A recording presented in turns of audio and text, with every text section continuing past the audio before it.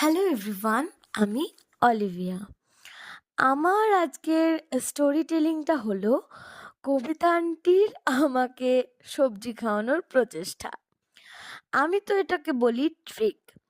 শীতকাল সিম্বলাইজেস রং বেরঙের ফুল, ফল, পালং শাক, খেজুরের গুড়।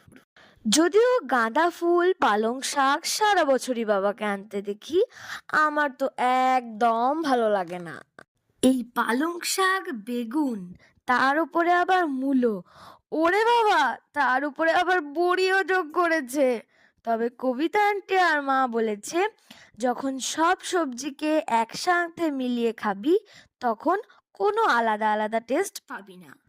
সত্যি তাই, ভীষণ সুন্দর টেস্ট হয়েছিল।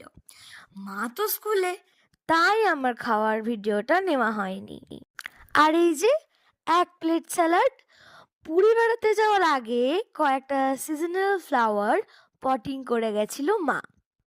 এইগুলো তাই কাল এনেছে, আজ পটিং করা হবে। এবছর শীতের এটা আমাদের প্রথম খেজুর গুড়ের পায়েস, তাই যেন টেস্টটাকে আরো বেশি করে ফিল করলাম। এবার আমি পড়তে বসি। গুড্ডু, পড়তে বস, মায়ের বলার আগে। Will meet you soon. Tata.